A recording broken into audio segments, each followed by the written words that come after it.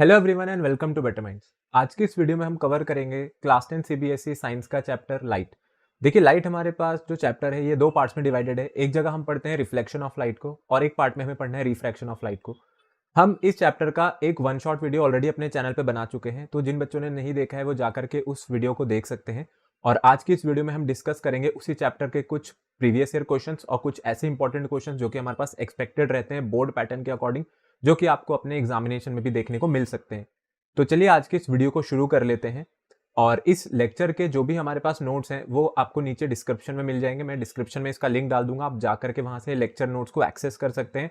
बाकी आप हमारा टेलीग्राम चैनल ज्वाइन कर सकते हैं अगर आप हमारा सभी स्टडी मटेरियल एक्सेस करना चाहते हैं, या फिर आप जाकर के हमारी वेबसाइट पर विजिट कर सकते हैं। इन सभी चीजों के लिंक आपको नीचे डिस्क्रिप्शन में मिल जाएंगे।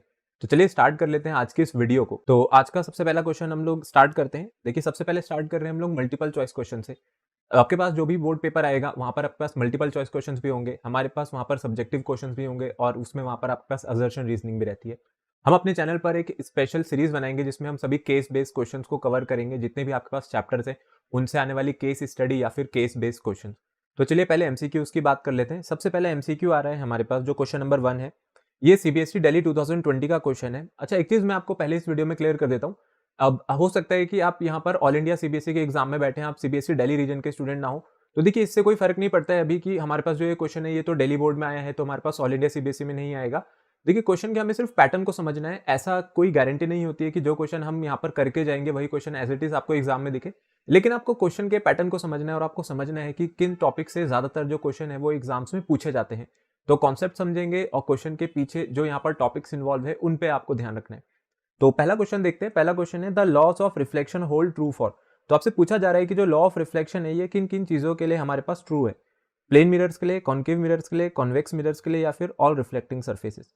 देखिए, लॉ ऑफ रिफ्लेक्शन क्या होता है। लॉ ऑफ रिफ्लेक्शन का मतलब है कि the incident ray, the normal ray and the reflected ray all lie in the same plane and angle of incidence equals to angle of reflection.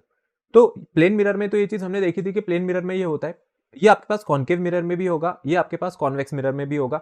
तो इसका मतलब हमारे पास जितनी भी रिफ्लेक्टिंग सर्फेसेस हैं, सभी रिफ्लेक्टिंग सर्फेसेस के लिए जो लॉ है वो ट्रू रहेगा। तो इसके लिए आपके पास ये ऑप्शन हो जाएगा ऑप्शन नंबर डी। तो ऑप्शन नंबर डी है हमारे पास इसका करेक्ट आंसर। फिर इसके बाद आगे देखते हैं इसमें क्वेश्चन नंबर 2। क्वेश्चन नंबर 2 है when an object is kept within the focus of a concave mirror an enlarge image is form behind the mirror this image is. तो क्वेश्चन जो है वो क्वेश्चन कॉन्केव मिरर को लेकर के पूछा गया है। कह रहे हैं कॉन्केव मिरर का आपके पास जो फोकस है उसके और ये जो पोल होता है कॉन्केव मिरर का, इसके बीच में हमने कोई ऑब्जेक्ट रखा है और इसकी जो इमेज आपको मिल रही है वो एक एनलार्ज इमेज मिल रही है बिहाइंड द मिरर। तो अगर ये केस आपको याद हो, अगर आपने ये रे डायग्राम्स यहाँ पर सभी मिरर्स के कंप्लीट कर रखे हैं, अगर आपने इनको पढ़ रखा है इस टॉपिक को, तो कॉन्केव मिरर में एक ही केस हमारे पास ऐसा होता था जिसमें वर्चुअल इमेज बनती थी। नहीं तो जो कॉन्केव मिरर है ये रियल और इन्वर्टेड इमेज बनाता है, और ये जो वर्चुअल इमेज बनती थी ये बिहाइंड द मिरर बनती थी। और वर्चुअल इमेज जो है आपके पास, ये पहली बात तो इरेक्ट होती है और रियल इमेज जो हमारे पास रियल इमेज है वो इन्वर्टेड होती है। तो यहाँ पर जो आपके पास ऑप्शन है ये ऑप्शन नंबर सी सही हो जाएगा, which is virtual and inverted image. जब आप इसकी इमेज देखेंगे तो इसकी इमेज हम लोग बनाते थे बिहाइंड द मिरर। ठीक है, फिर इसके बाद हम क्वेश्चन नंबर 3 को देखते हैं। क्वेश्चन नंबर 3 पे चलते हैं। Focal length of a plane mirror is. एक प्लेन मिरर की फोकल लेंथ की बात करी जाती है कि जो फोकल लेंथ है किसी भी प्लेन मिरर की वो हमारे पास क्या रहती है। इसमें आपको ऑप्शन दिए गए हैं 0, इनफाइनाइट, 25 सेंटीमीटर है, -25 सेंटीमीटर। देखिए, हमारे पास जो प्लेन मिरर है, प्लेन मिरर की जो फोकल लेंथ है वो इनफाइनाइट होती है। अब ये जो फोकल लेंथ यहाँ पर इनफाइनाइट दे रखी है, फोकल लेंथ हम लोगों ने इनफाइनाइट कैसे लिख दी, ये कैसे आ गया। तो ये देखिए, पहली बात तो ये 25 सेंटीमीटर और -25 सेंटीमीटर को तो आप छोड़ देंगे, आपको 25 और -25 को यहाँ पर नहीं देखना है। अगर हम एक प्लेन मिरर की बात करें तो प्लेन मिरर क्या करता है, प्लेन मिरर की जो कर्वेचर सरफेस है, अगर हम प्लेन मिरर के कर्वेचर सरफेस की बात करें तो प्लेन मिरर के पास कोई भी कर्वेचर सरफेस नहीं है। उसकी जो सरफेस है वो एक्जैक्टली आपको एक स्ट्रेट दिखेगी, इसीलिए हम लोग उसको प्लेन मिरर कहते हैं। देखिए, अगर यहाँ पे फोकल लेंथ की बात करें कि यहाँ पर फोकल लेंथ इसकी इनफाइनाइट क्यों है, इन्फिनिटी हमने इसका आंसर क्यों दिया है, इसके पीछे रीजन ये है कि अगर प्लेन मिरर पर आकर के कभी भी जो पैरेलल रेस हैं अगर ये आकर के गिरती हैं और ये पैरेलल रेस को हम मान रहे हैं कि ये इन्फिनिटी से आ रही है, तो आपको पता है कि ये जो रेज आई है जिस एंगल से आई है उसी एंगल से यहाँ से रिफ्लेक्ट बैक कर जाएंगी। तो अगर आप इंसिडेंट रेज और रिफ्लेक्टेड रेज को देखें तो ये रिफ्लेक्टेड रेज अभी हमें कहीं मीट होती हुई नहीं दिख रही है। तो ऐसा नहीं है ये मीट नहीं होंगी, ये मीट होंगी लेकिन बहुत ज्यादा दूर जाने पर ये कहीं मीट होंगी। तो प्लेन मिरर से जो डिस्टेंस है वो बहुत ज्यादा हो जाती है, और जब भी लाइट रेज आपके पास पैरेलल आती हैं तो वो हमेशा कहां पर मिलती हैं, वो फोकस पर मिलती हैं। तो इसलिए हम मान करके चलते हैं कि जो इसका फोकस है वो फोकस कहां पर है, इसका इन्फिनिटी पर है। तो इसीलिए इसका जो फोकल लेंथ है वो हमारे पास इनफाइनाइट रहती है। क्वेश्चन नंबर 4 जो है, क्वेश्चन नंबर 4 को देखते हैं। क्वेश्चन नंबर 4 में लिखा है which of the following mirror is used by a dentist to examine a small cavity in a patient's teeth. तो कौन से मिरर का हम यूज करेंगे अगर हमें किसी पेशेंट के टीथ में कैविटी को देखना है? तो डेंटिस्ट के लिए क्वेश्चन पूछा गया है। देखिए, अगर आपको टीथ या एक शार्प ऑब्जेक्ट की अगर इमेज चाहिए जो कि बहुत ही पॉइंट साइज ऑब्जेक्ट है हमारे पास, तो हमें उसकी इमेज बड़ी करके देखनी पड़ेगी, तभी तो डेंटिस्ट को वो कैविटी अच्छे से नजर आएगी। अगर वो उसको बड़ी करके नहीं देखेगा तो टीथ तो वैसे भी एक इतनी स्मॉल ऑब्जेक्ट है, उसके अंदर होने वाली कैविटी उससे भी छोटी है। तो आपको जो इमेज चाहिए वो एक एनलार्ज्ड इमेज चाहिए। तो इसके लिए क्या करेंगे? इसके लिए हम लोग यूज करेंगे कॉन्केव मिरर, क्योंकि जो कॉन्केव मिरर होते हैं, कॉन्केव मिरर आपके पास एनलार्ज्ड इमेजेस बनाते हैं और जो कॉन्वेक्स मिरर है वो डिमिनिश्ड इमेजेस बनाते हैं। तो यहां पर आंसर हो जाएगा हमारे पास कॉन्केव मिरर। प्लेन मिरर तो हम कभी भी नहीं लगाएंगे, क्योंकि प्लेन मिरर जो है वो सेम साइज की ही इमेज बना करके दे देता है जो आपके पास ऑब्जेक्ट का साइज है। नेक्स्ट क्वेश्चन पे मूव करते हैं। Question number 5, an optical device forms an erect image of an object placed in front of it if the size of the image is 1/2 that of the object the optical device is. देखिए, कोई हमारे पास optical device है, ठीक है, means अभी तो हम लोग मिरर की बात करेंगे, लेंसेज की भी बात नहीं करेंगे। तो ये जो ऑप्टिकल डिवाइस है ये क्या कर रहा है? जो इमेज है, इमेज का साइज ऑब्जेक्ट के कंपैरिजन में हाफ कर देता है। तो यहां पर जो ऑब्जेक्ट है, ऑब्जेक्ट बड़े साइज का है, लेकिन जो उसकी इमेज बन करके आ रही है वो छोटे साइज की आ रही है। पहली बात तो ये समझनी पड़ेगी कि इमेज ऑब्जेक्ट से छोटी है। दूसरी चीज है कि ये ऑब्जेक्ट कहां रखा है? हमने इसके फ्रंट में रखा हुआ है। तो देखिए, प्लेन मिरर क्या करते हैं? प्लेन मिरर तो सेम साइज की इमेज बना करके देते हैं, ये तो ऑप्शन हो ही नहीं सकता। दूसरा, हमारे पास जो कॉन्केव मिरर है, कॉन्केव मिरर एनलार्ज इमेज बना देते हैं। एनलार्ज इमेज मतलब बड़ी इमेज बना करके देते हैं। लेकिन यहां पर जो इमेज है, पहली बात तो वो छोटी हो गई ऑब्जेक्ट के कंपैरिजन में, तो यहां पर आंसर हो जाएगा आपके पास कॉन्वेक्स मिरर, क्योंकि कॉन्वेक्स मिरर हमेशा डिमिनिश्ड इमेजेस बना करके देंगे जो भी आप ऑब्जेक्ट उसके सामने रखेंगे। क्वेश्चन नंबर 6 पे चलते हैं। क्वेश्चन नंबर 6 देखते हैं। To determine the approximate value of the focal length of a given concave mirror, you focus the image of a distant object formed by the mirror on a screen. The image obtained on the screen as compared to the object is always। देखिए, कह रहे हैं कि हमें जो focal length है किसी concave mirror की, अगर हमें फोकल लेंथ चाहिए और उसकी हमें बिल्कुल एक्यूरेट वैल्यू निकालनी है, तो बोला गया है कि you focus the image of a distant object formed by the mirror on a screen. तो यहां पर पहली बात तो जो फोकल लेंथ है वो एक कॉन्केव मिरर की बात करी जा रही है कि आपको फोकल लेंथ जो है कॉन्केव मिरर की निकालनी है। और जो इमेज है, इमेज को हम लोग एक स्क्रीन पर ऑब्टेन करना चाहते हैं, और ये जो इमेज है जो स्क्रीन पर ऑब्टेन हो रही है, ये as compare to the object कैसी होगी? अगर आप एक इसकी अगर आप एक कॉन्केव मिरर की बात करें, तो कॉन्केव मिरर में जो इमेजेस हैं वो पहली बात तो एनलार्ज बनती हैं, डिमिनिश्ड इमेजेस नहीं बनती हैं। देखिए, यहाँ पर दो केसेस होते थे, या तो इमेज आपके पास रियल इन्वर्टेड होगी या वर्चुअली इरेक्ट। वर्चुअली इरेक्ट वो कब हो सकती है? जब मिरर और उसके फोकस के बीच में वो ऑब्जेक्ट रखा हो। तो अगर आपको उसकी फोकल लेंथ की बिल्कुल अप्रॉक्सीमेट या एक्यूरेट वैल्यू निकालनी है किसी भी कॉन्केव मिरर की, अगर आप ऑब्जेक्ट फोकस पर रख देंगे, तो फोकस पर रखने पर जो इमेज है वो कहां पहुंच जाती थी? इमेज पहुंच जाती थी इन्फिनिटी पर। अब वो जो इमेज यहां पर इन्फिनिटी पर पहुंच गई है, अब आप ले जाकर के स्क्रीन रखेंगे, आपको इमेज मिल तो जाएगी। लेकिन अगर आपने ऑब्जेक्ट को फोकस पे रखा और उसकी इमेज इन्फिनिटी पर बन गई, तो वो इमेज कैसी बनती थी? वो इमेज हमारे पास बनती थी रियल और इन्वर्टेड, क्योंकि कॉन्केव मिरर हमेशा रियल और इन्वर्टेड इमेज बनाते हैं। वो एक ही केस में वर्चुअल इरेक्ट इमेज बना सकते हैं, लेकिन उसके लिए ऑब्जेक्ट को कहां पर होना पड़ेगा? फोकस के और मिरर के बीच में। तो यहां पर जो हमारे पास आंसर है, आंसर हो जाएगा इन्वर्टेड एंड डिमिनिश्ड। ठीक है, क्योंकि जो इन्वर्टेड इमेज है वो रियल इमेजेस ही होती हैं, तो हम लोग यहाँ पर अपना आंसर देंगे inverted and diminished. Question number 7 पे चलते हैं। क्वेश्चन नंबर 7 में लिखा है magnification produced by a rear view mirror fitted in vehicles. तो व्हीकल्स में जो रियर व्यू मिरर लगे होते हैं वो कैसा मैग्निफिकेशन प्रोड्यूस करते हैं? रियर व्यू मिरर आपके पास वो मिरर्स होते हैं जो कि आपसे पीछे जितनी भी गाड़ियां चल रही हैं उसकी इमेज बना करके आपको दिखाएंगे। तो अगर आप देखें कि हमारे पास जो पीछे हाईवे कवर करती है हमारी कार, या हम जो भी यहाँ पर व्हीकल ड्राइव कर रहे हैं, तो वहां पर मल्टीपल गाड़ियां हमारे पीछे चलती हैं, लेकिन उनकी बहुत छोटी इमेज आपको बना करके देता है। अगर वो ट्रक को ट्रक जितना दिखा देगा तो पूरा मिरर ही ढक जाएगा, आपको बाकी गाड़ियां तो दिखेंगी नहीं। कार को कार जितना दिखा देगा तो बाकी गाड़ियां नहीं दिखेंगी। इसका मतलब ऑब्जेक्ट का साइज ज्यादा है और इमेज का साइज कम है, तो मैग्निफिकेशन कम है। छोटी इमेजेस या डिमिनिश्ड इमेजेस कौन बनाते हैं? डिमिनिश्ड इमेजेस आपके पास बनाते हैं कॉन्वेक्स मिरर। तो इसीलिए उन्होंने पूछा है मैग्निफिकेशन कैसा होना चाहिए, तो इसका मैग्निफिकेशन जो है वो हमेशा 1 से छोटा होना चाहिए। तो यहां पर आंसर हो जाएगा हमारे पास लेस देन 1। क्वेश्चन नंबर 8 पे देखते हैं। क्वेश्चन नंबर 8 है in torches search lights and headlights of vehicles the bulb is placed. देखिए, टॉर्चेस में जो सर्च लाइट है और जो हेडलाइट्स है व्हीकल्स में, उसमें पूछ रहे हैं कि बल्ब हम लोग कहां पर प्लेस करेंगे। तो देखिए, यहाँ पर जो टॉर्च है, अगर आप टॉर्च पे ध्यान देंगे तो टॉर्च से निकलने वाली जो लाइट रेस है वो हमेशा डाइवर्ज होती हैं, और उसी के साथ साथ जो आपके पास ये हेडलाइट्स हैं, हेडलाइट से भी निकलने वाली जो लाइट रेस हैं वो डाइवर्जिंग होती हैं, मीन्स वो ज्यादा जो एरिया है उसको कवर कर सके। तो उसके लिए आपको ये जो बल्ब है उसको कहाँ प्लेस करना है? पोल और फोकस के बीच में रिफ्लेक्टर के, very near to the focus of the reflector, between the focus and centre of curvature, या फिर at the centre of curvature of the reflector. देखिए अगर हम लोग इसको फोकस पे रखेंगे तो फोकस पर जब भी ऑब्जेक्ट रखा हुआ होता है उसकी इमेज इन्फिनिटी पर बनती है। तो अगर फोकस पर ऑब्जेक्ट रखा है उसकी इमेज इन्फिनिटी पर बन रही है तो वो एक ज्यादा एरिया कवर करेंगी, वो ज्यादा जो डाइवर्स करके यहाँ से बाहर निकलेंगी। तो इसलिए यहाँ पर हमारा जो आंसर है वो हो जाएगा very near to the focus of the reflector, which is option number B. ये है यहाँ पर आपका सही आंसर। देखिए क्वेश्चन नंबर 9 पे चलते हैं। इसके बाद क्वेश्चन नंबर 9 में है a child is standing in front of a magic mirror, she finds the image of her head, the middle portion of her body of the same size and that of the legs smaller, the following is the order of combinations for the magic mirror from the top. तो देखिए यहाँ पर आपसे जो question पूछा गया है उसमें कह रहे हैं कि कोई ये बच्ची है जो कि एक मिरर के सामने खड़ी है और मिरर को इन्होंने नाम दिया है the magic mirror. Magic mirror क्यों कह रहे हैं? मैजिक मिरर इसलिए कह रहे हैं कि वो देखती है कि जो उसका सिर है उसकी जो इमेज निकल करके आ रही है वो उसके रियल जो साइज था उसके सिर का, हेड का जो ओरिजिनल साइज उसके कंपैरिजन में ज्यादा है, और जो उसकी बॉडी का मिडल पोर्शन है वो सेम साइज का उसको दिख रहा है, और जबकि उसके जो पैर हैं वो उसको छोटे दिखाई पड़ रहे हैं। तो देखिए हो क्या रहा होगा कि अगर उसका हेड उसको बिगर दिख रहा है उस मिरर में, इसका मतलब जो मिरर का जो टॉप पोर्शन है वो किसकी तरह यहाँ पर दिख रहा है, वो किसकी तरह बिहेव कर रहा है, वो बिहेव कर रहा है यहाँ पर एक कॉन्केव मिरर की तरह। क्योंकि जो कॉन्केव मिरर है आपके पास एनलार्ज इमेजेस बनाते हैं, तो मिरर का जो टॉप पोर्शन है वो तो कॉन्केव है। फिर बोल रहे हैं जो मिडल पोर्शन है, जो उसकी ये मिडल पोर्शन उसकी बॉडी का वो सेम साइज का है, तो फिर वो तो प्लेन मिरर हो गया। तो मिरर का जो मिडल पोर्शन है हमारे पास प्लेन मिरर रहेगा क्योंकि वो सेम साइज की इमेज बना करके दे देता है। और आखिरी में जो उसके लेग्स थे वो उसको स्मॉलर दिख रहे हैं, तो लेग्स स्मॉलर क्यों दिख रहे थे? क्योंकि जो उसकी सरफेस थी वो आपके पास कॉन्वेक्स थी।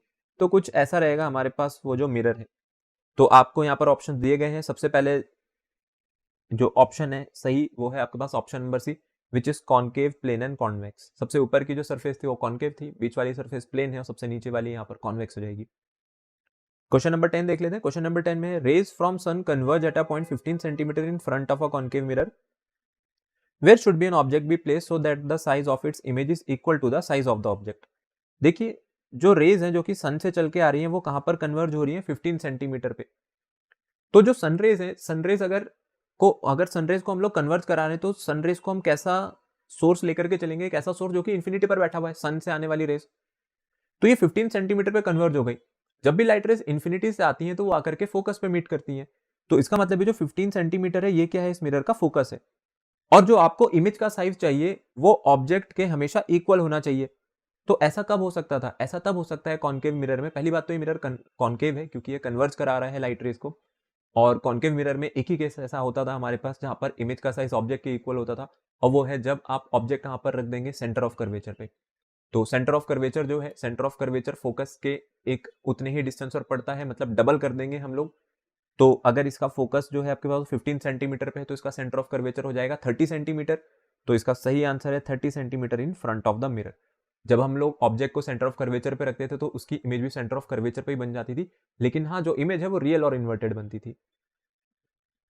इसी के साथ हमारे मल्टीपल चॉइस क्वेश्चंस जो है वो खत्म होते हैं। नेक्स्ट हम मूव करते हैं असर्शन रीजनिंग क्वेश्चंस पे। देखिए असर्शन रीजनिंग में यहाँ पर ऊपर आपको ये ऑप्शंस दिए गए हैं कि कौन सा ऑप्शन यहाँ पर किसको बता रहा है। सबसे पहला जो क्वेश्चन है वो आ रहा है हमारे पास असर्शन पे, when a concave mirror is held under water it's focal length increase. कि कोई कॉन्केव मिरर था जिसको हमने जब पानी के अंदर रखा तो उसकी जो फोकल लेंथ है वो इंक्रीज हो गई। फिर दूसरा इसके पीछे जो रीजन सप्लाई किया गया है वो ये सप्लाई किया है the focal length of a concave mirror is independent of the medium in which is a placed. देखिए यहाँ पर अगर असर्शन पे ध्यान दे तो असर्शन आपको ये बता रही है कि उसकी जो फोकल लेंथ है वो बढ़ गई।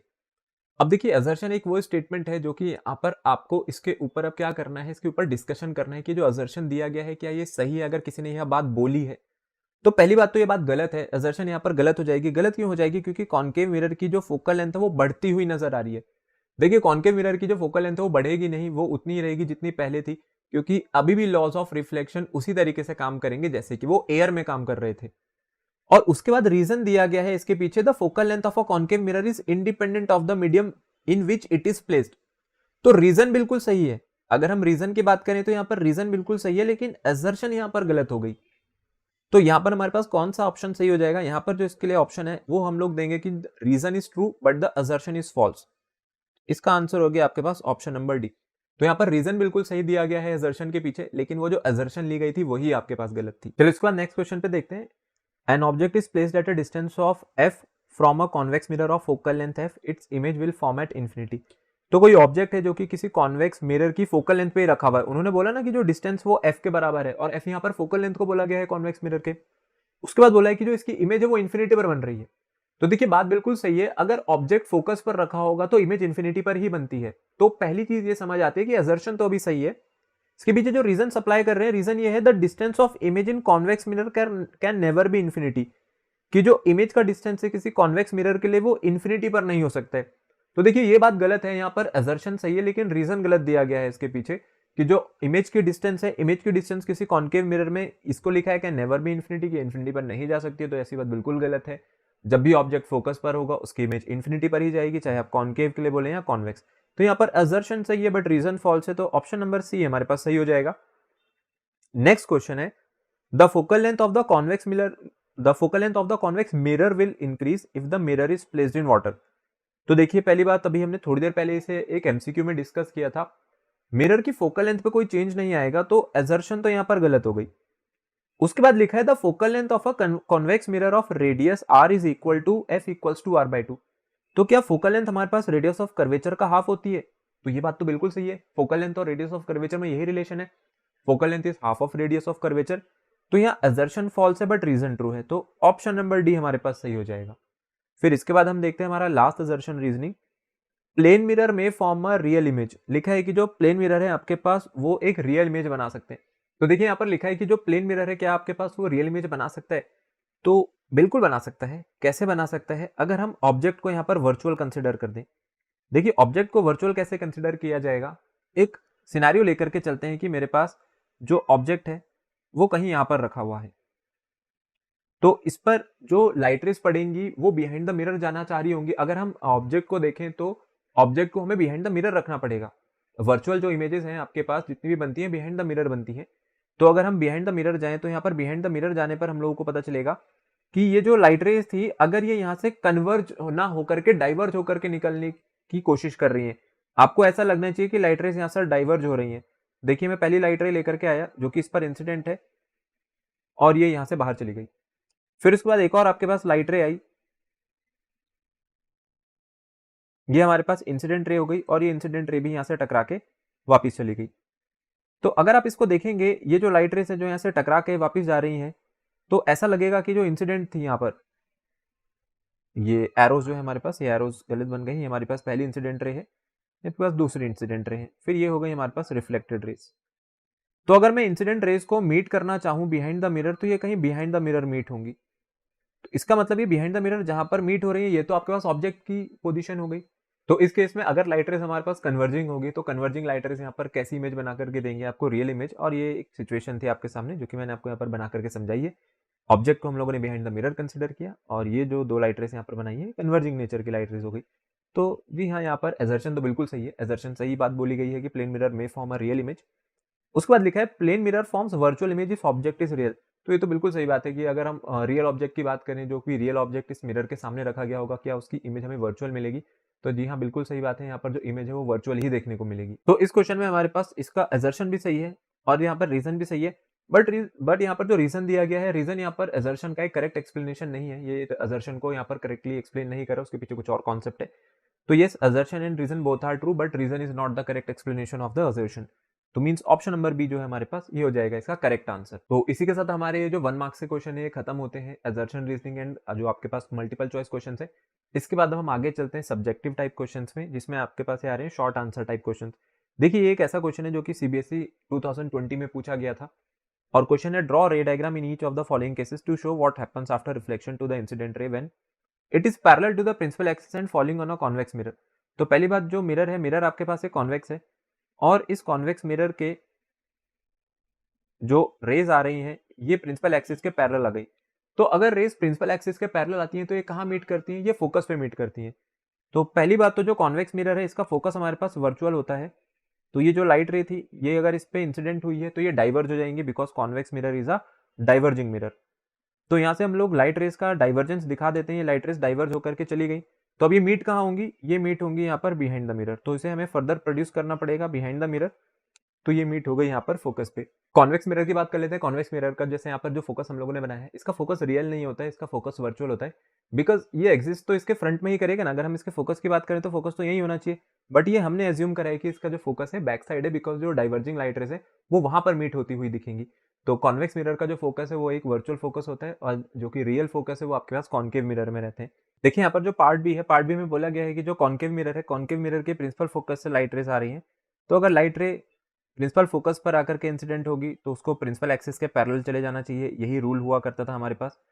तो अगर हमने यहाँ पर इसका फोकस कंसिडर किया है तो एक लाइट रे लेकर के आते हैं जो कि बिल्कुल फोकस से आई है, और अगर ये फोकस से आई है तो ये कहाँ निकल जाएगी, ये निकल जाएगी यहाँ से प्रिंसिपल एक्सिस के पैरेलल। तो इसको थोड़ा सही से बना लेते हैं। तो ये हो गई आपके पास इंसिडेंट रे, ठीक है, जो कि ये लाइट रे है ए बी, और यहाँ से जो ये बीसी रे जा रही है ये जा रही है प्रिंसिपल एक्सिस के पैरेलल। फिर पार्ट सी में बोला गया है it is coming oblique to the principal axis and falling on the pole of a convex mirror. तो ये जो कॉन्वेक्स मिरर है, पहली बात तो कॉन्वेक्स मिरर के पोल पर ये इंसिडेंट है। तो कॉन्वेक्स मिरर को अगर हम लोग बनाए तो कॉन्वेक्स मिरर एक ऐसा मिरर होता है जिसकी सरफेस यहाँ पर बल्ज आउट करेगी, बाहर की तरफ सरफेस होगी जिसको हम उभरी हुई सरफेस कहते हैं। तो जो लाइट रे है वो लाइट रे ऑब्लिकली आ रही है प्रिंसिपल एक्सिस पर और इसके पोल पर गिरेगी। तो अगर हम पोल की बात करें, ये आकर के इसके पोल पर इंसिडेंट है, तो अगर लाइट रेज यहाँ पर पोल पर इंसिडेंट है तो ये लॉ ऑफ रिफ्लेक्शन को फॉलो करेगी और यहाँ से बिल्कुल इसी डायरेक्शन में रिफ्लेक्ट बैक कर जाएगी।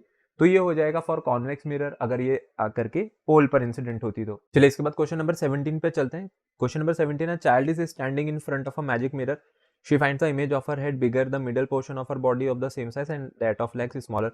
देखिए इस तरीके के क्वेश्चन की हम पहली बात कर चुके हैं, हम लोगों ने जो एक एमसीक्यू क्वेश्चन किया था उसमें सेम चीज मैंने आपको बताई थी कि यहाँ पर अगर उसे अपना जो हेड है वो बिगर साइज का दिख रहा है तो इसका मतलब जो मिरर है उस मिरर का जो टॉप पोर्शन है वो किसकी तरह बिहेव करेगा, यहाँ पर एक कॉन्केव मिरर की तरह, क्योंकि एनलार्ज इमेज बना करके दे रहा है। और इस क्वेश्चन में यही पूछा है कि explain the construction of the magic mirror using different types of mirror, also state the reason in support of your answer.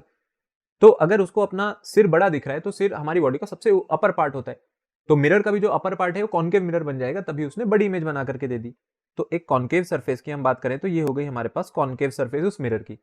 फिर जो मिडल पोर्शन है उसकी बॉडी का वो उसको सेम साइज का दिखा। वो सेम साइज का क्यों दिखा? क्योंकि जो आपके पास प्लेन मिरर होते हैं, प्लेन मिरर सेम साइज की इमेज बना करके देते हैं जो ऑब्जेक्ट का साइज होता है।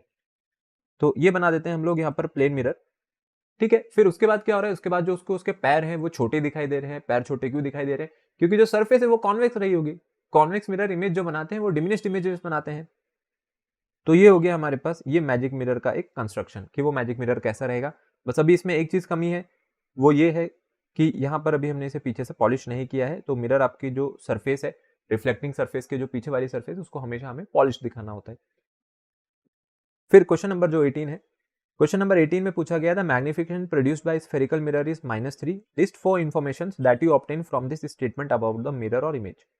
तो यहाँ पर मिरर और इमेज के बारे में हमें कमेंट करना है, 4 ऑब्जर्वेशन या 4 इन्फॉर्मेशन बतानी है, जबकि आपके पास स्फेरिकल मिरर जो है उसका मैग्निफिकेशन -3 है। पहली बात तो मैग्निफिकेशन की अगर वैल्यू देखें तो वो 3 है, मतलब 3 टाइम्स हो गई। मैग्निफिकेशन 3 टाइम्स है तो इमेज भी 3 गुना ज्यादा निकल करके आएगी ऑब्जेक्ट के साइज में। और मैग्निफिकेशन नेगेटिव है। नेगेटिव मैग्निफिकेशन का मतलब है कि जो इमेज बन रही है वो रियल और इन्वर्टेड है। अगर आपने ऑब्जेक्ट सीधा रखा था तो इसकी जो इमेज बन जाएगी वो उल्टी बन जाएगी, ठीक है। ये आपका ऑब्जेक्ट रखा हुआ है तो इसकी जो इमेज बन करके आएगी, पहली बात तो प्रिंसिपल एक्सिस के नीचे बन करके आएगी, ठीक है, और वो इस तरीके से बनेगी, ठीक है, इन्वर्टेड इमेज बन रही है। तो पहली बात ये मिरर कैसा है, अगर हम मिरर के बारे में बताएं तो जो मिरर है आपके पास ये कॉन्केव हो गया। कॉन्केव मिरर बनाते हैं real images real and inverted, और 3 टाइम्स है तो कहां पर बनेगी? फ्रंट ऑफ द मिरर बनेगी, क्योंकि real images front of the mirror बनती हैं। और उसके साथ साथ अगर हम इसकी बात करें, रियल होगी और उसके साथ ये क्या होगी आपके पास? इन्वर्टेड इमेज होगी। तो ये हो गई हमारे पास कुछ ऑब्जर्वेशन जो कि यहाँ पर रिलेटेड थी किससे? मिरर और इमेज से। और अगर आप पोजीशन को भी लिखना चाहो तो पोजीशन हम लिख ही चुके हैं, front of the mirror, object भी फ्रंट ऑफ द मिरर है, मिरर यहाँ पर कॉन्केव है, रियल और इन्वर्टेड इमेज यहाँ पर बन करके आएगी। चलिए अगला चलते हैं, यहाँ पर क्वेश्चन नंबर 19 सीबीएसई 2020 का क्वेश्चन है। A concave mirror is used for image information for different position of an object, what inferences can be drawn about the following when an object is placed at an distance of 10 centimetre from the pole of a concave mirror of focal length 50 centimetre. देखिए जो concave mirror है, इस concave mirror की जो focal length है वो आपको 15 centimetre दे रखी है, तो ये कॉन्केव मिरर हो गया हमारा। और इस कॉन्केव मिरर की जो फोकल लेंथ है वो 15 है। तो अगर मैं इसके फोकस की बात करूं तो ये हो गई आपके पास 15 सेंटीमीटर की फोकल लेंथ। अब जो ऑब्जेक्ट रखा हुआ है, ऑब्जेक्ट हमने 10 सेंटीमीटर पे ही रख दिया। यहां से यहां तक जो डिस्टेंस है हमारे पास 10 सेंटीमीटर है ऑब्जेक्ट के लिए। अगर ऑब्जेक्ट 10 सेंटीमीटर पे रखा है, कह रहे हैं पोजीशन ऑफ द इमेज, क्या ये ऑब्जेक्ट आपका प्रिंसिपल फोकस और पोल ऑफ द मिरर के बीच में है? और अगर हमने ऑब्जेक्ट प्रिंसिपल फोकस और मिरर के पोल के बीच में रखा हुआ है तो इसकी ऑब्जेक्ट की इमेज हमें क्या मिलती थी? Behind the mirror. जब भी object between P and F होगा कॉन्केव मिरर के, उसकी इमेज हम लोगों को मिलेगी बिहाइंड द मिरर, जो कि एक वर्चुअल और इरेक्ट इमेज होती थी। तो position of image behind the mirror. और उसके साथ साथ आपसे पूछा गया नेचर ऑफ इमेज, तो ये वर्चुअल है, इरेक्ट है। Size of the image, size of the image की बात करें, एनलार्ज होगा, बड़ी इमेज बन करके आती है ऑब्जेक्ट के कंपैरिजन में। Draw label ray diagram to justify our inferences. तो ये रे डायग्राम यहाँ पर बना हुआ है। देखिए अब इस रे डायग्राम को अगर आपको कंप्लीटली बनाना है बिल्कुल अच्छे से, तो मैं लेक्चर आप जाकर के देख सकते हैं, वहां पर ये रे डायग्राम आपको मिल जाएगा। जो भी डायग्राम्स में आपको प्रॉब्लम हो आप जाकर के वो लेक्चर जरूर देखिए, उसमें सारे रे डायग्राम्स आपको बने हुए मिल जाएंगे। बट इस वाले क्वेश्चन को मैं आपको पूरा बता देता हूँ कि यहाँ पर आपको रे डायग्राम कैसे बनाना होता है। देखिए रे डायग्राम में अगर हम लोग देखें तो पहली बात, जो ऑब्जेक्ट रखा हुआ था वो पोल और फोकस के बीच में है। तो ये हो गया हमारे पास हमारा ऑब्जेक्ट, जो कि हमने पोल और फोकस के बीच में रख दिया। एक लाइट रे कंसिडर करते हैं जो कि फोकस से आई होगी, और अगर ये फोकस से आई है तो ये प्रिंसिपल एक्सिस के पैरेलल निकल जाएगी। तो ये लाइट रे तो हमारी निकल गई प्रिंसिपल एक्सिस के पैरेलल। ये है पहली इंसिडेंट रे। इसी तरह अब आपको बस एक और रे चाहिए होगी, एक और इंसिडेंट रे चाहिए होगी अगर आपको इस डायग्राम को पूरा करना है। तो देखिए यहां पर हम क्या कर सकते हैं, एक और लाइट रे कंसिडर कर सकते हैं जो कि आकर के फॉल कर रही है इसके पोल पर। अगर पोल पर गिरेगी तो यहां से एज इट इज निकल जाएगी, लॉ ऑफ रिफ्लेक्शन को फॉलो करते हुए।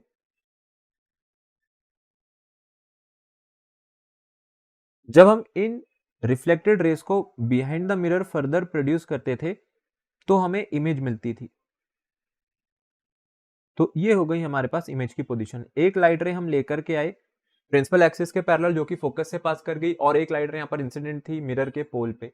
तो अगर पोल पे गिरती है तो उसी के अलॉन्ग वो एंगल ऑफ इंसिडेंस को एंगल ऑफ रिफ्लेक्शन बना करके बाहर निकल जाएगी, एंगल ऑफ इंसिडेंस को एंगल ऑफ रिफ्लेक्शन के इक्वल बना करके बाहर निकल जाएगी। फिर नेक्स्ट क्वेश्चन आता है क्वेश्चन नंबर 20। अब ये एक एनसीईआरटी का एग्जाम्पलर है और एक कॉम्पिटेंसी बेस्ड क्वेश्चन का टाइप है। देखिए एक अच्छा क्वेश्चन है। Under what conditions in an arrangement of two plane mirrors, incident ray and reflected ray will always be parallel to each other, whatever may be angle of incidence? Show the same with the help of ray diagram. तो यहां पर आपको दो plane mirrors को कुछ इस तरीके से रखना है कि जो इंसिडेंट रे है और रिफ्लेक्टेड रे है ये हमेशा एक दूसरे के पैरेलल रहें। तो ऐसा जो अरेंजमेंट है, ऐसा अरेंजमेंट हम तब बना सकते हैं अगर दोनों प्लेन मिरर्स एक दूसरे के साथ परपेंडिकुलर हो। मींस एक दूसरे के साथ इनको जो प्लेस किया गया है यहाँ पर 90 डिग्री पे प्लेस किया जाए। तो ये मान लेते हैं हमारे दो प्लेन मिरर्स, और ये दोनों प्लेन मिरर्स अगर एक दूसरे के परपेंडिकुलरली प्लेस्ड हैं तो देखिए इंसिडेंट रे और रिफ्लेक्टेड रे एक दूसरे के पैरेलल निकल करके आएंगे कैसे। सबसे पहले इंसिडेंट रे हम लोग पहली वाली सरफेस पर मान लेते हैं हमारी फर्स्ट सरफेस है, और इस फर्स्ट सरफेस से जब ये इंसिडेंट रे निकलेगी तो पहले तो आपको पता होना चाहिए एंगल ऑफ इंसिडेंस। यहाँ पर एंगल ऑफ इंसिडेंस रहता है 45 डिग्री नॉर्मल के साथ, तो ये यहाँ से इसी एंगल पर रिफ्लेक्ट बैक कर जाएगी। अब अगर ये इसी एंगल पर रिफ्लेक्ट बैक करी है तो जब ये यहाँ पर आके इंसिडेंट हुई तो यहाँ पर इंसिडेंट होते हुए भी एंगल जो बना वो 45 डिग्री का ही बना, जैसे पहले 45 डिग्री था। अब उसके बाद भी जब यहाँ से रिफ्लेक्शन होगा तो ये 45 डिग्री पर ही होगा। तो फाइनल और इनिशियल रे को अगर हम देखें, ये हमारे पास इंसिडेंट रे थी, इंसिडेंट रे है, और फाइनली जो रिफ्लेक्टेड रे बाहर निकल करके आ रही है, क्या ये एक दूसरे के पैरेलल है? तो आप देख सकते हैं ये दोनों एक दूसरे के पैरेलल हैं। और ये कब हो पाया? जब हम लोगों ने यहाँ पर प्लेन मिरर को एक दूसरे के परपेंडिकुलरली प्लेस किया, मींस एक ऐसे एंगल पे प्लेस किया जो कि 90 डिग्री था। क्वेश्चन नंबर 21 पे चलते हैं। क्वेश्चन नंबर 21 है, a student holding a mirror in his hand directing the reflecting surface of the mirror towards the sun, he then directed a reflected ray onto a sheet of paper held close to the mirror. What should he do to burn the paper? तो पहली बात तो जो mirror है, mirror के सामने अगर उसने एक पेपर रखा है और वो उस पेपर को जलाना चाहता है सनरेज से, तो सनरेज कहां से आ रही है? अगर हम सनरेज की बात करें तो सनरेज आपके पास इंफिनिटी पर होती हैं, इंफिनिटी से आ रही है, मीन सन से आ रही है। और ये जब आकर के किसी एक पॉइंट पर बर्न अगर आप कराना चाहते हो तो आपको लाइट रेस को यहाँ पर कन्वर्ज करना पड़ेगा, और कन्वर्जिंग मिरर होता है कॉनकेव मिरर। तो what should he do to burn the paper, तो इसको पेपर को जलाने के लिए क्या करना चाहिए, इसको पेपर को जलाने के लिए कैसा मिरर लेकर के आना चाहिए, एक कॉनकेव मिरर को लेकर के आना चाहिए, और कॉनकेव मिरर के जो फोकस है, फोकस पर क्या करेगा, ये इस पेपर को प्लेस करेगा। तो हम लिखेंगे place the paper at focus of concave mirror, क्योंकि कॉनकेव मिरर के फोकस पर ही आकर के सारी लाइट रेस यहां पर कन्वर्ज हो जाएंगी। फिर उसके बाद वाले पार्ट में बोल रहे हैं which type of mirror does he have, concave mirror इसके पास है। Will he be able to determine the approximate value of focal length of this mirror from this activity, तो जी हाँ, अप्रोक्सीमेट वैल्यू तो निकाल सकते हैं, क्योंकि जहां पर जिस जगह पर वो पेपर सबसे पहले बर्न हो जाएगा, जहां पर वो देखेगा सारी की सारी लाइट रेस कन्वर्ज कर रही है जिस पॉइंट पर, वही उसका फोकस पॉइंट है। तो बहुत सिंपल सा है ये हमारे पास। ये थी कुछ लाइट रेस जो कि इन्फिनिटी से आ रही होंगी, और ये इन्फिनिटी से आएंगी तो ये यहाँ पर फोकस पर मीट हो जाएंगी।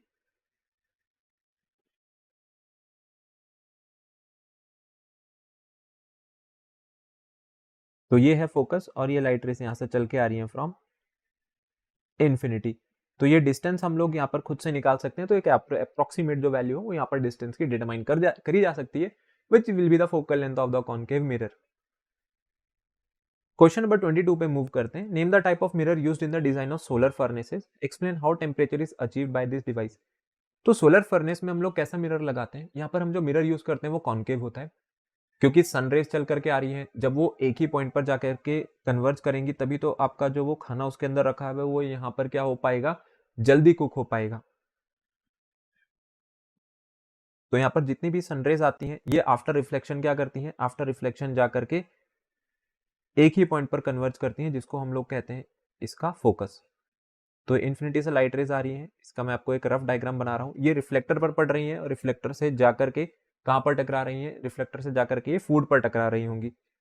फिर उसके बाद बोला है कि explain how high temperature is achieved by this device. तो सिंपल सा बेसिक सा लॉजिक हम लोग लगाएंगे यहाँ पर। जो सन है, सन की पोजीशन इन्फिनिटी पर है, तो ये जो रेज आ रही हैं, रेज आ रही हैं इन्फिनिटी से, और अगर ये इन्फिनिटी से आ रही है तो ये एक ही पॉइंट पर कन्वर्ज करेंगी जो कि इसका फोकस होगा, और अगर फोकस पे सारी की सारी रेस कन्वर्ज करेंगी तो वहां पर टेम्परेचर भी क्या हो जाएगा, हाई टेम्परेचर हो जाएगा। नेक्स्ट चलते हैं हम लोग क्वेश्चन नंबर 23 पे। An object 4 centimetre in height is placed at 14 centimetre in front of concave mirror of focal length 10, at what distance from the mirror should a screen be placed to obtain a sharp image of the object, calculate the height of the image. जो जो information आपको दी गई है पहले वो लिख लेते हैं। ऑब्जेक्ट की जो हाइट है वो 4 सेंटीमीटर है, मीन्स H1 जो है वो हमारे पास 4 सेंटीमीटर हो गया, और इसको 15 सेंटीमीटर की डिस्टेंस पर हमने रखा है कॉनकेव मिरर से, और उसके फ्रंट में देखा है। तो U हम कहते हैं distance of object from the mirror को, और ये होगा नेगेटिव का -15, क्योंकि ये लेफ्ट हैंड साइड पड़ जाएगा ना ओरिजिन के। अगर मिरर आप ओरिजिन पर मान लें तो ओरिजिन के लेफ्ट हैंड साइड रखा हुआ है, -x एक्सिस पर है। फिर उसके बाद लिखा है कि इसकी जो फोकल लेंथ है वो आपके पास -10 सेंटीमीटर है। देखिए 10 सेंटीमीटर लिखा था, लेकिन एक कॉनकेव मिरर की जो फोकल लेंथ है वो नेगेटिव होती है, तो -10 सेंटीमीटर हम लोग यहाँ पर लिखेंगे। फिर उसके बाद calculate the height of the image, और आपको ये भी बताना है कि कहाँ पर हम लोग इस इमेज को देखेंगे जब ये मिरर के बाद फॉर्म होगी। तो आपको वी भी बताना है, और यहाँ से हम लोगों को जो दूसरी चीज कैलकुलेट करनी है वो होगी आपके पास H2, हाइट ऑफ इमेज। अगर हम लोग मिरर फॉर्मूला लगाएं तो मिरर फॉर्मूला होता है 1/f equals to 1/v plus 1/u। इसके अकॉर्डिंग अगर चलेंगे तो -1/10 इक्वल्स टू 1/v, और माइनस का 1/10, क्योंकि यहाँ पर 10 नेगेटिव का है तो वो जो प्लस का साइन है वो माइनस का बन जाएगा। सो 1/v की यहाँ से वैल्यू हो जाएगी, इसको पूरा सॉल्व कर देते हैं।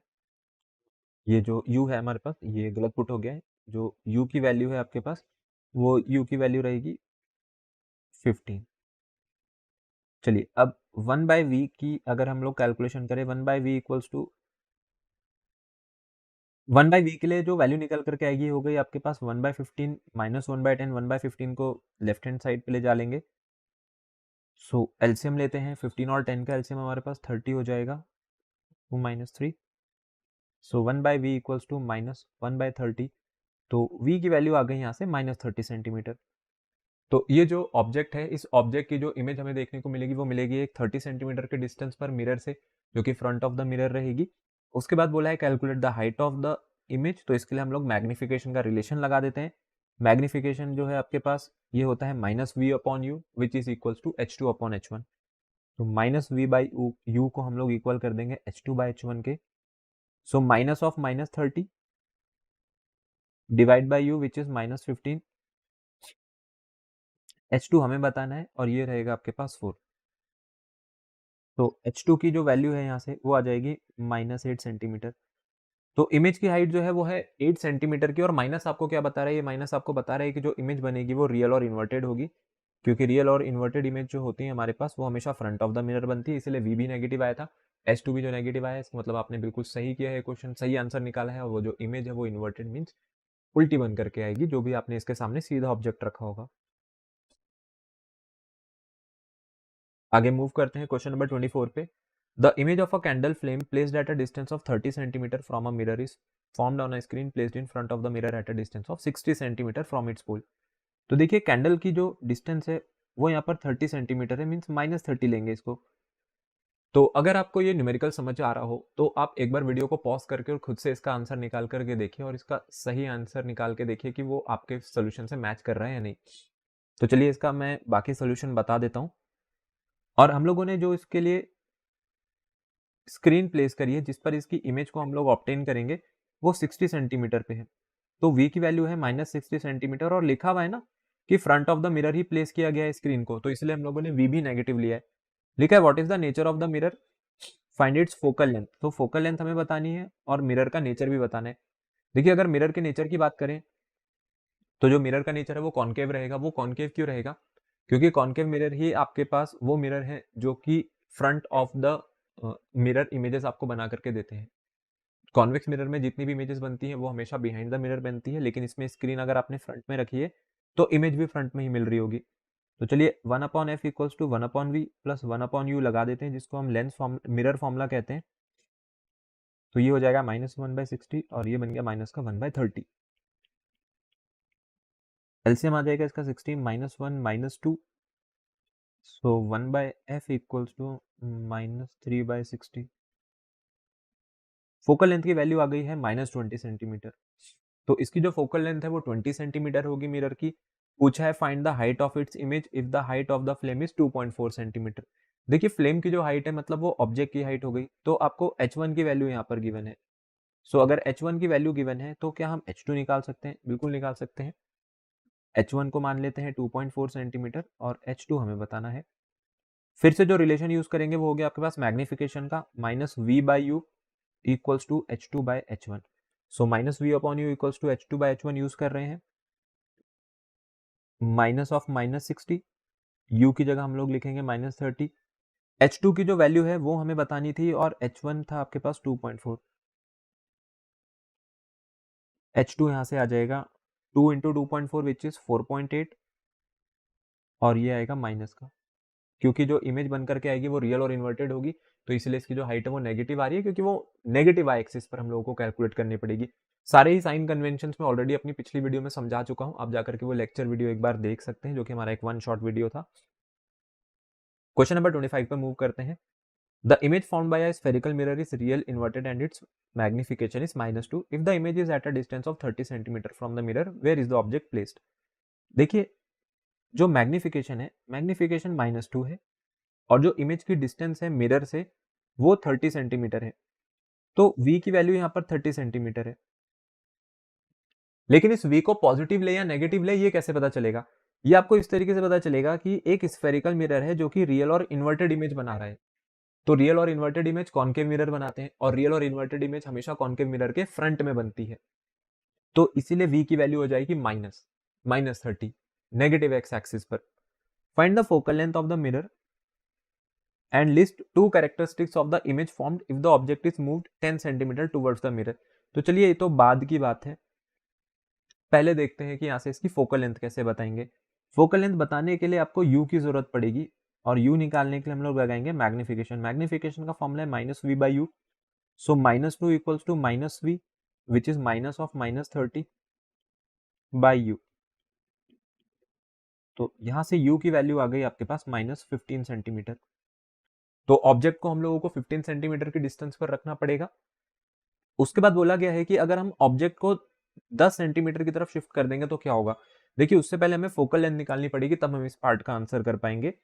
फोकल लेंथ अगर देखें तो इस क्वेश्चन से जो फोकल लेंथ है वो है 1/f equals to 1/v minus 1/u। So 1/v means -1/30 और माइनस थे यहाँ पर साइन और 1/-15 तो ये प्लस का हो जाएगा, वैसे हमें डायरेक्ट लिख देना चाहिए -1/30 प्लस 1/15। तो एलसीएम यहाँ पर 30 आ गया, -1 + 2। सो 1/f की वैल्यू आ रही है 1/30, तो f हो गया हमारे पास 30 सेंटीमीटर। तो इसकी जो फोकल लेंथ है वो फोकल लेंथ यहाँ पर 30 सेंटीमीटर निकल करके आई। एक सेकंड, यहाँ पर एक गलती है, हम लोगों ने 1/v प्लस 1/u रखना चाहिए था। तो ये जितने भी पॉजिटिव के साइन लगे हुए हैं इसको हमें चेंज करना पड़ेगा। ये मैंने गलती से लेंस फॉर्मूला यूज कर दिया मिरर फॉर्मूला की जगह। सो -1 - 2, तो ये बन गया -3 10 टाइम्स -10। अब देखिए मेरे को कैसे पता चला कि मैंने बीच में कहीं गलती कर दी, क्योंकि फोकल लेंथ पॉजिटिव आ रही थी। फोकल लेंथ पॉजिटिव नहीं आ सकती है अगर मिरर आपके पास कॉनकेव है। तो अगर आप भी ऐसी गलती करें तो आपके अगर कॉन्सेप्ट स्ट्रांग है, अगर आपका बेसिक स्ट्रांग है, तो आप वहां पर खुद ही आइडेंटिफाई कर लेंगे कि आपने कुछ गलत किया है क्वेश्चन में। फोकल लेंथ इसकी 10 सेंटीमीटर है। तो पहले ये ऑब्जेक्ट 15 सेंटीमीटर पे रखा था और इसकी फोकल लेंथ 10 सेंटीमीटर है। तो मैं यहाँ पर एक रफ स्केच बना देता हूँ और ये रफ स्केच कुछ इस तरीके से रहेगा कि ये कॉनकेव मिरर जो है, इस कॉनकेव मिरर की हम लोग फोकल लेंथ, ये है फोकस जो कि 10 सेंटीमीटर पे है, तो ऑब्जेक्ट इसके बाद ही प्लेस होगा 15 पर। अब बोला है कि आप इसको 10 सेंटीमीटर मिरर की तरफ लेकर के आ गए।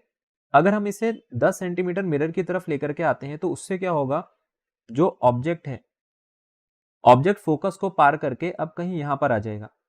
तो ये पोल और फोकस के बीच में आ गया, और अगर ये पोल और फोकस के बीच में आ गया है तो उससे क्या होगा कि जो इमेज है वो कैसी हो जाएगी, इसकी वर्चुअल। वो इमेज अब इस साइड बनेगी और वो एक वर्चुअल इमेज होगी।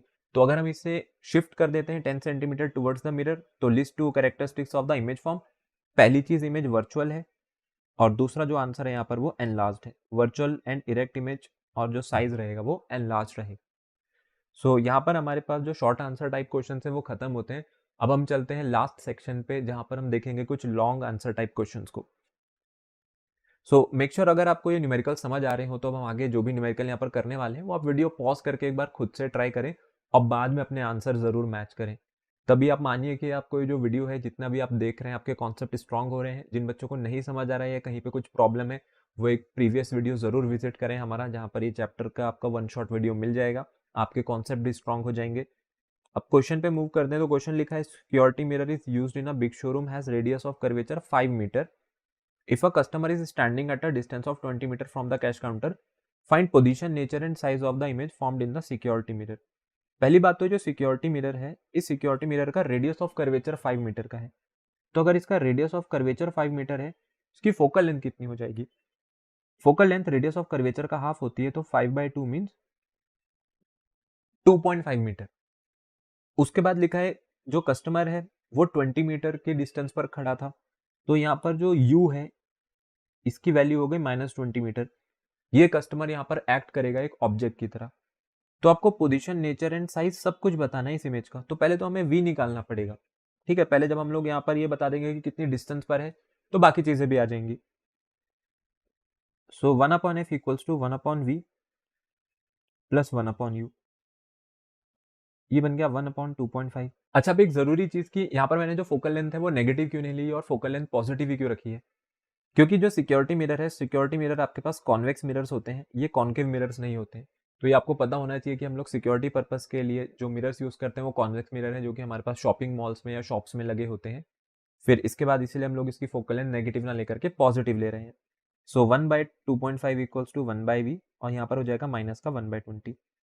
तो 1/v की वैल्यू हो गई, एक काम करते हैं, ऐसे डेसिमल हटा देते हैं तो ऊपर एक ये जीरो आ जाएगा।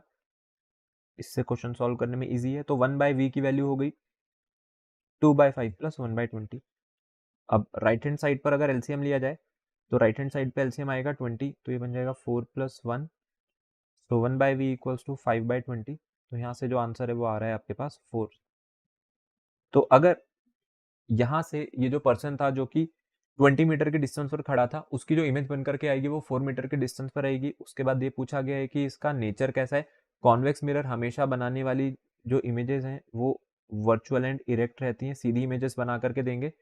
और अभी आपको ये नहीं पता है कि यहाँ पर इमेज का साइज ज़्यादा है या कम है, उसके लिए आपको मैग्निफिकेशन निकालना पड़ेगा और मैग्निफिकेशन होता है -v/u। तो -4 बाय -20,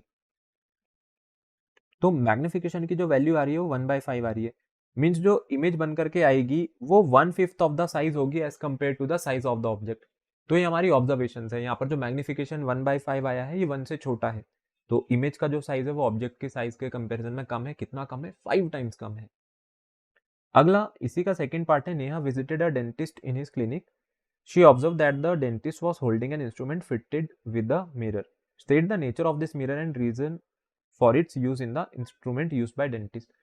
तो डेंटिस्ट जितने भी मिरर्स यूज करते हैं वो पहली बात कॉन्केव मिरर होते हैं, क्योंकि अगर हम उन्हें हमारे टीथ को एग्जामिन करना, हमारे दांतों को एग्जामिन करना है तो उसकी कैविटीज भी देखनी होंगी। इतनी एक छोटी सी ऑब्जेक्ट है जिसको उन्हें देखना है। तो जो लाइट रेज आ रही हैं बल्ब से, लाइट सोर्स है, जब वो आकर के उस मिरर पे पड़ेंगी, रिफ्लेक्ट होकर के आपके दांतों की तरफ जाएंगी, तो इसका मतलब है कि आप कन्वर्ज कराना चाहते हो लाइट रेज को। अगर हम लाइट रेज को कन्वर्ज कराना चाहते हैं तो हमें मिरर कैसा लगाना पड़ेगा? Concave mirror. तो यहाँ पर जो मिरर है वो कॉन्केव है।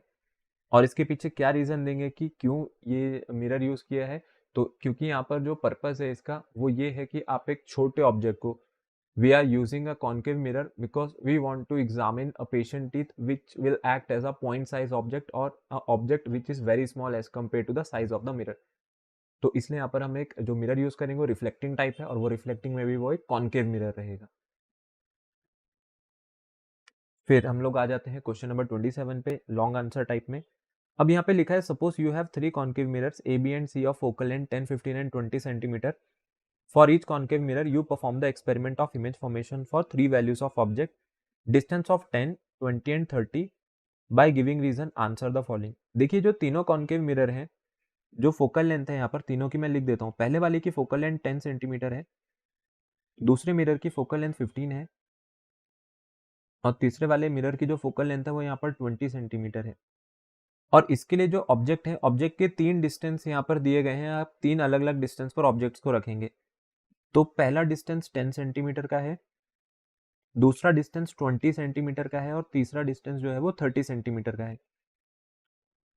फर्स्ट पार्ट में लिखा है for the 3 object distances identify the mirror which will form an image of magnification -1। अच्छा, मैग्निफिकेशन 1 होने का मतलब है कि ऑब्जेक्ट का जो साइज है और जो इमेज का साइज है वो बराबर है, तभी मैग्निफिकेशन 1 है, सेम साइज की इमेज है। नेगेटिव होने का मतलब है मैग्निफिकेशन ये इमेज रियल और इन्वर्टेड है। तो आपको बताना है कि कौन सा मिरर हम यहाँ पर यूज कर सकते हैं। तो पहली बात तो ये जो मिरर है तीनों कॉन्केव मिरर है, और कॉन्केव मिरर में अब आपको वो सिचुएशन देखनी पड़ेगी जब ऑब्जेक्ट का साइज और इमेज का साइज बराबर हो जाता था। चलिए अब इसके आंसर की बात करते हैं कि इसका आंसर हम लोग कैसे करेंगे। तो जो मिरर है हम लोग ए मिरर को ही यहाँ पर यूज करके उसके सामने एक बार ऑब्जेक्ट को 10 सेंटीमीटर पर रखेंगे, एक बार 20 और एक बार 30। तो अगर इसकी फोकल लेंथ 10 सेंटीमीटर है और अगर हमने बोला कि हमें सेम साइज की इमेज चाहिए, तो इमेज आपको यहाँ पर सेंटर ऑफ कर्वेचर पे ही देखने मिलेगी और ऑब्जेक्ट भी सेंटर ऑफ कर्वेचर पे ही रखा होना चाहिए। तो अगर इसकी फोकल लेंथ 10 सेंटीमीटर है ए मिरर की, तो इसका सेंटर ऑफ कर्वेचर 20 सेंटीमीटर पे होगा। तो यहाँ पर यू की वैल्यू 20 सेंटीमीटर है, क्योंकि एक बार ऑब्जेक्ट को ले जाकर के उन्होंने 20 सेंटीमीटर पे रखा है। तो इसका मतलब यहाँ पर जो मिरर ए है, पहले वाले पार्ट में मिरर ए के साथ आपको मैग्निफिकेशन -1 अचीव होता हुआ दिख सकता है। उसके बाद जो मिरर बी है इसकी फोकल लेंथ 15 सेंटीमीटर है, तो इसका जो सेंटर ऑफ कर्वेचर है या जो इसका रेडियस ऑफ कर्वेचर है वो 30 सेंटीमीटर हो गया। तो इसमें जो ऑब्जेक्ट है वो एक बार ऑब्जेक्ट की डिस्टेंस 30 सेंटीमीटर है, मतलब हम मिरर बी में भी पहले 10 पे रखेंगे, फिर 20 और फिर 30। तो जहां आपने 30 पे रखा उस ऑब्जेक्ट को, ये मिरर बी भी क्या करेगा, ये मिरर बी भी इसकी एक ऐसी इमेज बना देगा जो कि रियल इन्वर्टेड है और इसका मैग्निफिकेशन 1 है। लेकिन मिरर सी की अगर हम लोग बात करें, उसकी फोकल लेंथ 20 सेंटीमीटर है, तो इसका जो सेंटर ऑफ कर्वेचर है वो 40 सेंटीमीटर पे होगा। और अगर हम ऑब्जेक्ट के डिस्टेंस को देखें, वो कहीं पर भी 40 सेंटीमीटर नहीं है। तो सिर्फ मिरर सी ऐसा है जो कि आपको -1 का मैग्निफिकेशन नहीं दे सकता है। Out of the 3 mirrors identify the mirror which would be prefer to be used for shaving purposes and makeup. देखिए शेविंग पर्पस और मेकअप के लिए जो हम कॉन्केव मिरर यूज करते हैं, अगर आपको शेविंग करनी है या मेकअप के पर्पस के लिए यूज करना है, तो आपको अपना फेस जो है वो बड़ा बना करके दिखाना पड़ेगा, एक एनलार्ज इमेज आपको चाहिए। तो कॉन्केव मिरर एनलार्ज इमेज एक केस में बनाते हैं जब ऑब्जेक्ट यहाँ पे पोलर फोकस के बीच में रखा होता है, और उसमें भी वो वर्चुअल इमेज बनाते हैं, क्योंकि आप नहीं चाहेंगे कि आपका जो फेस है वो आपको टेढ़ा होता हुआ दिखे। तो अगर ऑब्जेक्ट सीधा रखा हुआ है तो उसकी इमेज भी सीधी दिखेगी, जिसको हम वर्चुअल और इरेक्ट इमेज कहते हैं। तो ऐसा कब हो सकता है, पोल और फोकस के बीच में होना चाहिए, मीन्स ऑब्जेक्ट की जो डिस्टेंस है वो फोकल लेंथ से कम होनी चाहिए। तो अगर ऑब्जेक्ट की डिस्टेंस फोकल लेंथ से कम हो जाएगी तो उसकी इमेज भी कॉनकेव मिरर में वर्चुअल रहेगी। तो जहां पर u की वैल्यू 10 सेंटीमीटर है, ऑब्जेक्ट अगर आपने 10 सेंटीमीटर पे रखा है तो आप 10 सेंटीमीटर वाला जो फोकल लेंथ का मिरर है इसको नहीं चूज कर सकते, ये तो इमेज इन्फिनिटी पर बना देगा जो कि रियल और इन्वर्टेड होती है। लेकिन 15 सेंटीमीटर चूज कर सकते हैं और 20 सेंटीमीटर भी चूज कर सकते हैं। तो इस पार्ट का जो आंसर है वो हो जाएगा हमारे पास बी एंड सी मिरर। ठीक है, फिर उसके बाद अगर हम लोग बात करें, जैसे इसके बाद जो ऑब्जेक्ट अगर डिस्टेंस है वो 20 सेंटीमीटर और 30 सेंटीमीटर हो जाती है तो ये कभी भी आंसर नहीं हो सकती है, क्योंकि 20 सेंटीमीटर अगर ऑब्जेक्ट की डिस्टेंस है और ऑब्जेक्ट जो है वो पहले रखा हुआ है, फोकस बाद में है, 20 से ज्यादा फोकल लेंथ तो कहीं भी नहीं है। तो इसीलिए इस बार हमारे आंसर बी और सी थे। फिर है for the mirror B draw ray diagram for image formation for object distance 10 and 20 centimetre. तो अगर इसके लिए हमें रे डायग्राम बनाने हैं तो देखिए पहले वाले का अगर हम लोग रे डायग्राम बनाए तो पहला रे डायग्राम कुछ ऐसा रहेगा। कॉनकेव मिरर है, कॉनकेव मिरर की जो फोकल लेंथ थी बी वाले की फोकल लेंथ आपने 15 सेंटीमीटर बनाई है, तो ये 15 सेंटीमीटर पे हम लोग इसका फोकस कंसिडर कर लेते हैं और उसके बाद बनाते हैं यहाँ पर ऑब्जेक्ट को। अब ऑब्जेक्ट अगर 10 सेंटीमीटर पे रखा है तो ऑब्जेक्ट आ गया बिटवीन पोल एंड फोकस। अगर आपका ऑब्जेक्ट पोल और फोकस के बीच में रखा हुआ है तो इसकी जो इमेज बनेगी वो भी एक वर्चुअल और इरेक्ट इमेज बनेगी। उसके लिए हम क्या करते थे, एक लाइट रे को लेकर के आते थे यहाँ पर पैरेलल टू प्रिंसिपल एक्सिस, तो वो कहाँ से पास कर देगी यहाँ पे, ये फोकस से। आप फोकस के भी पैरेलल ला सकते हैं तो वो प्रिंसिपल एक्सिस के पास कर जाएगी। उसके बाद आप दूसरी लाइट रे को ले आइए पोल पर, अगर ये पोल से आ रही है तो ये पोल से ही वापस निकल जाएगी एंगल ऑफ इंसिडेंस को एंगल ऑफ रिफ्लेक्शन बनाते हुए। जब हम इसको फर्दर प्रोड्यूस करेंगे आगे तो ये लाइट रेस कहीं यहाँ पर मीट होती हुई दिखेंगी और ये बन गई आपके पास वर्चुअल और इरेक्ट इमेज। फिर उसके बाद जो ऑब्जेक्ट है वो ऑब्जेक्ट इन्होंने 20 सेंटीमीटर पे ही रख दिया और जो फोकल लेंथ थी ना इस बी वाले मिरर की वो आपके पास 15 सेंटीमीटर है। तो इसका मतलब ये कहाँ पे रखा हुआ है, ये फोकल लेंथ के बाद रखा हुआ है। अब फोकल लेंथ 15 है और 15 फोकल लेंथ लेकर के चलें तो इसका जो रेडियस ऑफ कर्वेचर है वो आएगा आपके पास 30। तो रेडियस ऑफ कर्वेचर के बीच में, रेडियस ऑफ कर्वेचर पे नहीं है, बिटवीन एफ एंड सी है। तो बिटवीन एफ एंड सी वाला केस यहाँ पर बना देते हैं। देखिए बिटवीन एफ एंड सी की अगर हम लोग बात करें, सबसे पहले यहाँ पे मार्क कर देंगे सभी पोजीशंस को। ये फोकस है, ये हो गया हमारे पास इसका सेंटर ऑफ कर्वेचर। तो फोकस अगर आपके पास इसका 15 सेंटीमीटर पे था तो ऑब्जेक्ट इस बार 20 सेंटीमीटर पे है, ये डिस्टेंस 20 सेंटीमीटर है। तो जब ऑब्जेक्ट बिटवीन एफ एंड सी होता है तो इमेज आपके पास हमेशा बनती है बियॉन्ड सी। तो एक लाइट रे जो कि प्रिंसिपल एक्सिस के पैरेलल आई वो निकल गई यहाँ पर फोकस से, और एक दूसरी लाइट रे ले लेते हैं जो कि फोकस से आएगी तो ये निकल जाएगी पैरेलल टू प्रिंसिपल एक्सिस। तो ये जो डायग्राम है थोड़ा सा नीट एंड क्लीन नहीं बन पाया है, बट आप इसको अगर देखेंगे तो आई होप कि आपको समझ आ रहा होगा। और अगर आपको रे डायग्राम्स को समझने में कुछ प्रॉब्लम है तो वीडियो आप एक बार विजिट कर लेना, वहाँ से आपको ज़्यादा बेटर समझ आ जाएगा। तो ये हो गए हमारे इस तीनों पार्ट के आंसर्स। फिर इसके बाद चलते हैं हम लोग हमारे लास्ट क्वेश्चन पे, ये भी एक 5 मार्क्स का क्वेश्चन है। If the image formed by a mirror for all positions of the object placed in front of it is always diminished, erect and virtual, state the type of the mirror and also draw a ray diagram to justify your answer। तो ये कैसा mirror है जो हमेशा ही diminished, erect और virtual बना रहा है? ये कॉन्वेक्स मिरर होते हैं, वही कर सकते हैं ऐसा। और इसका एक रे डायग्राम बनाना है आपके आंसर को जस्टिफाई करने के लिए। देखिए इसका रे डायग्राम हम लोग पहले भी एक बार डिस्कस कर चुके हैं और आप जाकर के पिछली वीडियो देख लेना, वहां पर आपको इसका डायग्राम मिल जाएगा। फिर लिखा है write one use of such mirror are put to and why. तो इसका एक यूज अगर आपको लिखना है तो हम लोग इसको कहाँ यूज करते हैं, रियर व्यू मिरर्स में।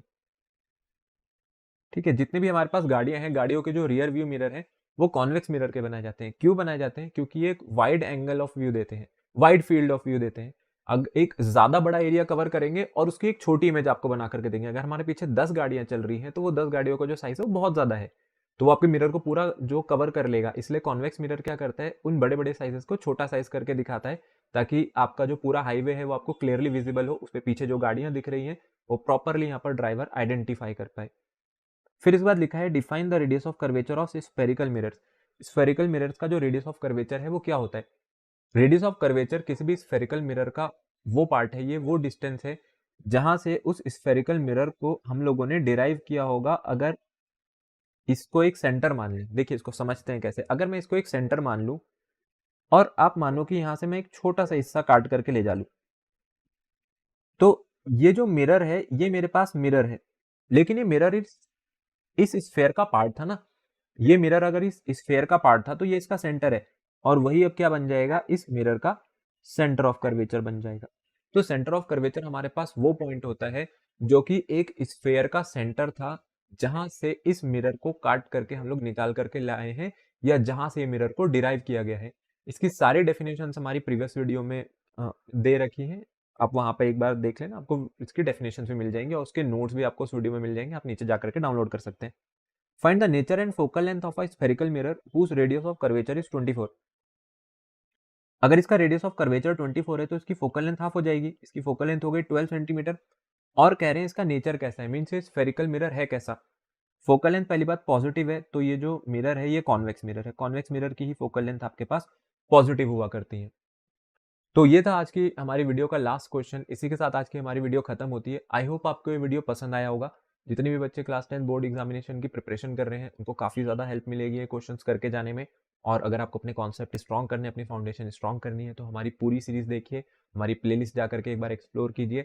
सारे नोट्स वहाँ पर अवेलेबल हैं। आप हमें टेलीग्राम चैनल के थ्रू ज्वाइन कर सकते हैं, हमारे साथ जुड़ सकते हैं, जहाँ से आप हमारा study material and worksheets access कर सकते हैं। आई होप आपको ये वीडियो पसंद आया होगा। मेक श्योर आप हमारे चैनल को विजिट कीजिए एक बार, और आगे आने वाली सभी वीडियोस में हमारे साथ बने रहिए। तो चलिए जल्दी मिलते हैं हमारी एक नेक्स्ट वीडियो में।